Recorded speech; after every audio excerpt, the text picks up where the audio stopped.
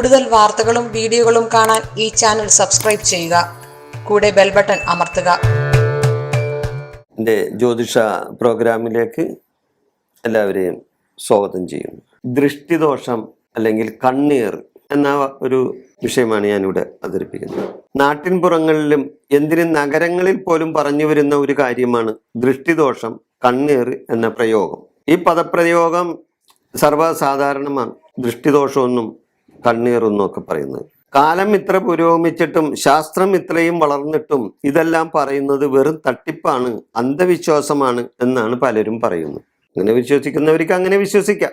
എന്നാൽ ഇതൊന്നേ ഇപ്പം അത് തട്ടിപ്പാണ്, അത് അന്ധവിശ്വാസമാണ് എന്നൊക്കെ പറയുന്നവർക്ക് ഇതുപോലെ ഒരു അനുഭവം കിട്ടുമ്പോൾ അവൻ വിവരം അറിയും. അതാണ് എനിക്ക് പറയാനുള്ളത്. അല്ലാതെ അവന് വിശ്വസിക്കാതിരിക്കുക ചെയ്യാം. അത് പോട്ടെ. ഈ ജ്യോതിഷം തന്നെ തട്ടിപ്പാണെന്ന് പറയുന്ന കുറച്ച് ആൾക്കാരുണ്ട്. ജ്യോതിഷത്തിൽ തട്ടിപ്പ് നടത്തി വയറ്റിപ്പഴപ്പ് നടത്തുന്ന ജ്യോതിഷന്മാരുണ്ടാകാം. അത് ഏത് ജോലിയിലും ഉണ്ട്. കുറേ ആൾക്കാർ എന്ത് ജോലിയിലാണെങ്കിലും അതുമായിട്ട് ബന്ധപ്പെട്ട് കുറച്ച് ആൾക്കാർ ചില കള്ളനാണയങ്ങളുണ്ടാവും. പക്ഷെ എന്ന് വിചാരിച്ച് എല്ലാവരും തട്ടിപ്പുകാരാണെന്ന് പറയരുത്. അതേപോലെ തന്നെ ഈ ജ്യോതിഷം തട്ടിപ്പാണെന്ന് പറയുന്ന ഇവരുടെ വീട്ടിൽ ഒരു നല്ല കാര്യം നടന്നെന്ന് വെച്ചു. ഒരു നല്ല കാര്യം നടക്കുന്നു പറയുന്നു.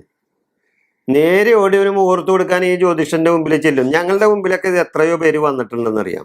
ഞങ്ങൾക്ക് നേരിട്ട് കണ്ടുകൊണ്ടിരിക്കുന്ന കാര്യങ്ങളാണ്.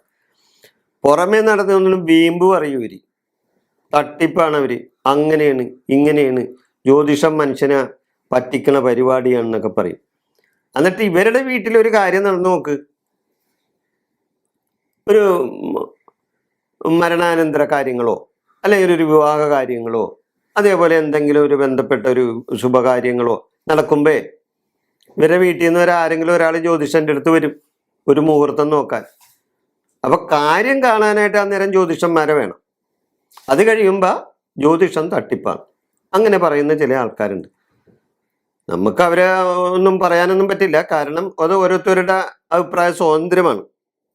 അപ്പൊ ഈ സാധാരണ ഈ വീമ്പ് പറയുന്ന ഇവരോട് അവർക്കൊരു അനുഭവത്തിൽ വരുമ്പോൾ അവർക്ക് കാര്യങ്ങൾ അറിയാൻ പറ്റുള്ളൂ എന്നാണ് എനിക്ക് പറയാനുള്ളത്.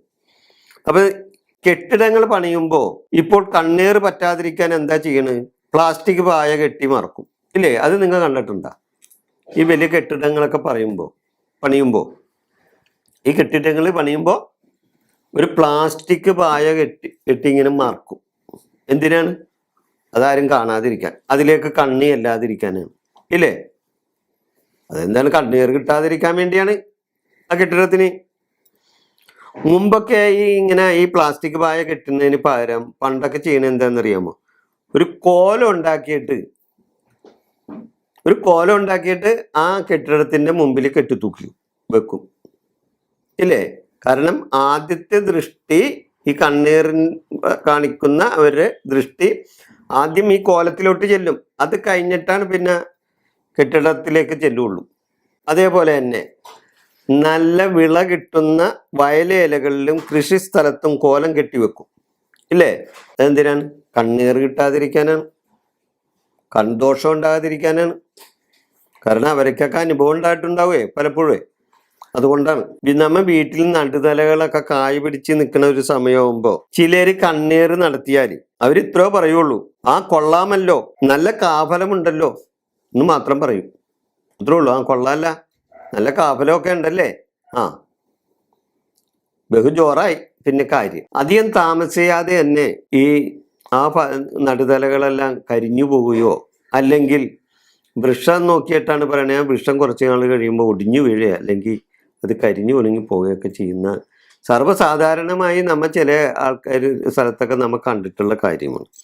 അതാണ് കണ്ണീർ അല്ലെങ്കിൽ ദൃഷ്ടിദോഷത്തിൻ്റെയൊക്കെ കാര്യങ്ങൾ. ഇതിന് പരിഹാരമുണ്ട്. ഗരുഡ പഞ്ചാക്ഷരി മന്ത്രം നിത്യവും ജപിച്ചാൽ ദോഷങ്ങൾ മാറിക്കിട്ടും.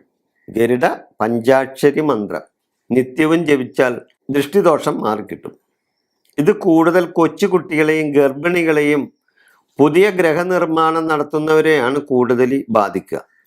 ഈ ദൃഷ്ടിദോഷവും കണ്ണീറും ഒക്കെ കൂടുതൽ ബാധിക്കുന്നത് കൊച്ചുകുട്ടികളെ.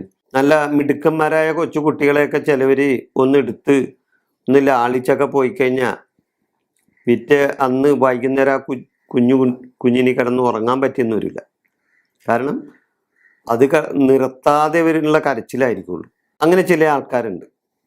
അങ്ങനെയുള്ള ആൾക്കാരിൽ നിന്ന് ഈ ദൃഷ്ടിദോഷമോ കണ്ണീറോ ആ കുഞ്ഞിന് കിട്ടിയ, അതേപോലെ ഗർഭിണികൾക്ക്, അത് പുതിയ ഗ്രഹം നിർമ്മാണം നടത്തുന്നവർക്ക്, ഇതൊക്കെ കൂടുതൽ പണി കിട്ടുന്ന കാര്യമാണ്. അപ്പം അങ്ങനെയൊക്കെ വരുമ്പോൾ നരസിംഹമൂർത്തിയെ ഭജിക്കുന്നതും നരസിംഹമൂർത്തി ക്ഷേത്ര ദർശനം നടത്തി പ്രാർത്ഥിക്കുന്നതും ദോഷപരിഹാരമാണ്.